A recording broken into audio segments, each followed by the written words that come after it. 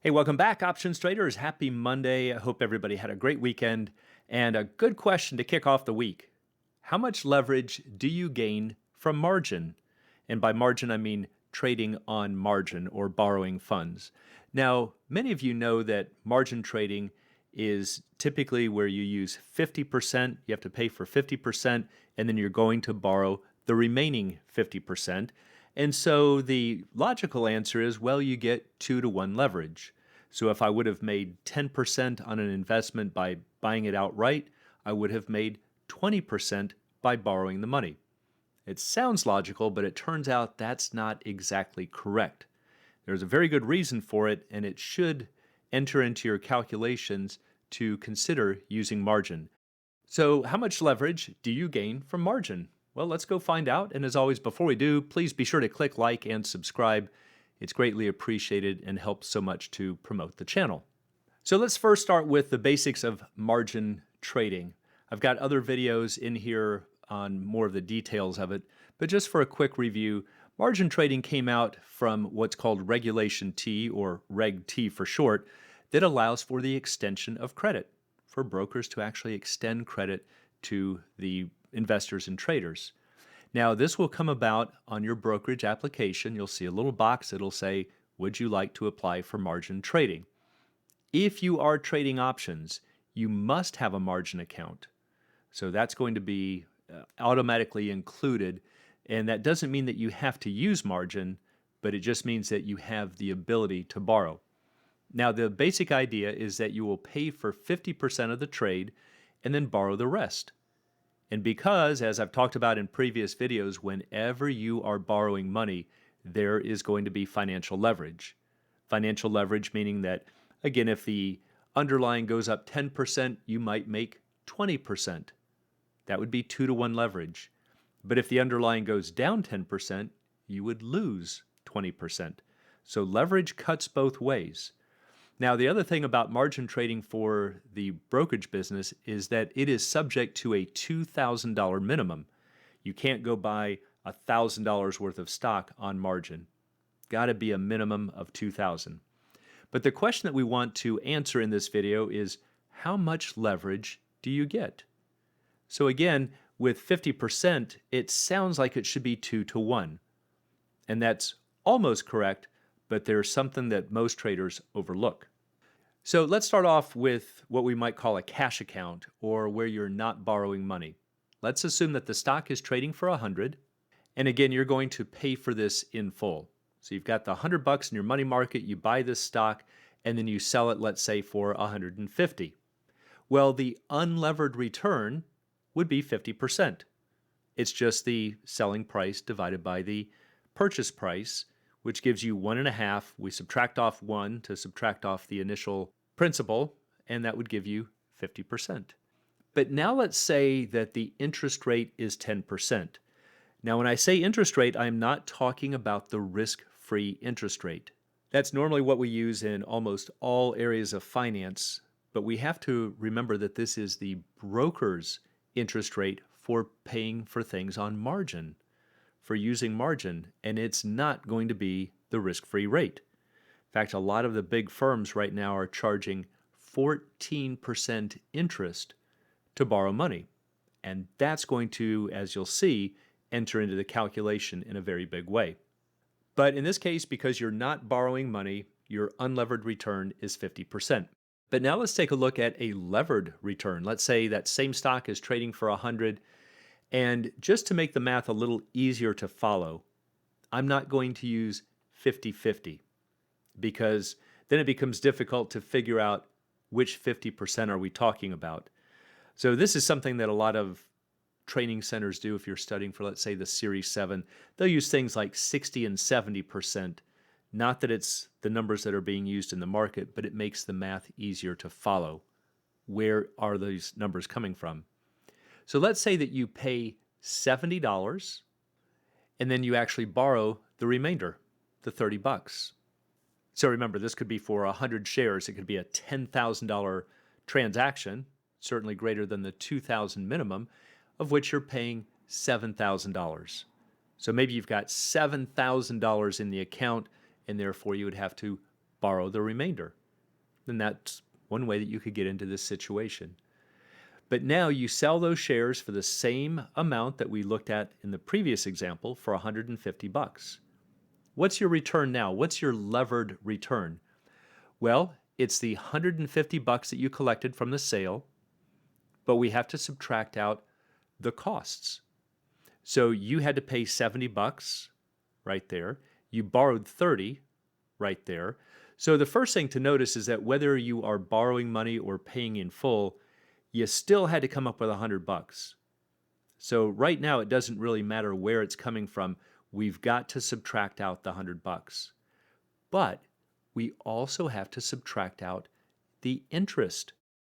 So if you're borrowing $30, let's say over the course of a year, and the broker's interest rate is 10%, there's now a $3 expense, let's call it. So now your return is actually $47. See, when you weren't borrowing money, your return was 50 bucks. But now it slips a little bit because of this interest charge. So the first thing to notice is that when you're trading on margin, the actual dollar return you're going to get is less.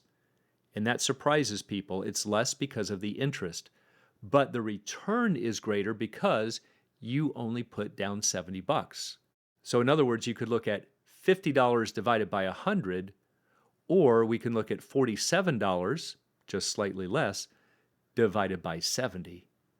So because we're dividing by a much smaller number, your levered returns go up. So they're going to be the $47 divided by 70, or 67.1%. So in this example, we have increased the return from 50%, that's the unlevered or not borrowing condition, we've increased it to 67.1. Now, the reason it's not close to double is, remember, we've only borrowed 30% instead of the typical 50%. But you can see there's a pretty good boost, but in terms of dollars, you actually receive less. Now, there's actually an easier way, somewhat easier way, to see what your returns will be on margin. And in finance, a lot of times we look at what's called the excess return. And that just simply means how much did you earn above the risk-free rate? Not the broker's rate, but above the risk-free rate. We're just trying to see for any investment, at a minimum, if you're going to take risk, you should beat the risk-free rate. So one way to measure how good it was is to say, well, by how much did you beat the risk-free rate? And so this is what we would call the excess unlevered return. We're going back to the cash account where you're not borrowing money. The excess return here would be how much did you earn over and above the risk-free rate? So in that example, you paid 100 bucks and you sold for 150, and we said that your return, percentage return, was 50%. But now let's just say, for ease of the math, let's say that the risk-free rate is 10%. Your excess unlevered return would be 50% minus the 10%, or 40%. So what we're saying is that, yeah, you generated 50%, but you could have done 10% by taking no risk. So this becomes an interesting way and a very important way of looking at how well your investments performed. So we would say that your excess unlevered return is 40%. So in the first example, with the unlevered version, you had $100 of your own funds, you borrowed none, and then your selling price was 150 bucks. Your return is therefore $50. Your unlevered return, again, is the $50 divided by the 100 bucks you put up, or 50%. If the risk-free rate is 10%, we say your excess unlevered return is 40%. Once we have that, all we have to do is look at your leverage. And we can find out this leverage ratio by simply understanding that you bought $100 worth of stock, but only had to put up $70. So if we take $100 divided by 70, it gives us the leverage ratio, which in this case turns out to be 1.4286. And if we take this leverage amount, multiply it by the excess unlevered return, you get 0.5714. So your total return must be this plus the risk-free rate. Remember, this is the excess levered return. So if we want to find the total return, we have to add back in the risk-free rate. And that turns out to be 0.6714, exactly what we calculated before. So once again, you can see that this is an easier way to go about it. To figure out your levered return, just find out your leverage ratio, 1.4286. We multiply that by the excess unlevered return. We got a 50% return, but we have to back out the amount of interest, or the interest rate. So we had an excess unlevered return of 40%. We multiply that by our leverage ratio, and we get 0.6714. So the levered return, total return, is 67.14%. So this becomes really important when you are comparing funds. So let's say that we have, on a more simple level, we have two traders. We have trader A who buys 100 shares of, let's say, NVIDIA. And trader B buys 100 shares of NVIDIA. But this trader buys it on margin. And so they are doing exactly the same thing. However, let's say that NVIDIA rises, we know that trader B's returns will be greater than trader A.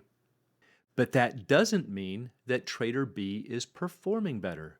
And that's the automatic assumption that traders make when, let's say, that they're maybe comparing mutual funds or mutual funds to hedge funds. Hedge funds can use much greater uses of leverage. And so a lot of times, yes, your hedge funds are going to show greater returns, but it doesn't mean that the fund managers are better. Traders assume that they're therefore better at picking stocks and entry and exit levels, and that's just not true. It might be true, but just the numbers by themselves do not prove it. And this is a very simple way to show it. Even though both traders are not doing any kind of active management, they're just holding 100 shares of NVIDIA, but trader B is on margin, trader B is going to outperform. So I hope this helps you to understand a little bit of the ideas of margin, how to figure out your excess levered returns, and then you can just go back and follow these examples with 50%. And you'll see that your leverage ratio is 2. But after you account for the interest, you're going to find that your excess levered returns are not going to be twofold. Why? Because of the very high interest rates that brokers charge. Once you learn to account for this, it can also make you appreciate option strategies better. Because even though, let's say, call options have a cost of carry to them, it's at the risk-free rate, which you're probably not going to get. You're definitely not going to get it from your broker. You also have a downside hedge. You can roll these, all things you cannot do with shares of stock on margin. So another little side note for all of the stock traders out there who like to use margin, hopefully this also gives you another sound reason for learning your options. And for anyone who'd like to learn more about the arts and science of options trading, please check out the Alpha Trader course, Strategy Lab, and a Candlesticks and Technical Analysis course. You can find it all at optionsatoz.com. Also, please join us on Options A to Z's Facebook trading group, and you can find a link in the description below.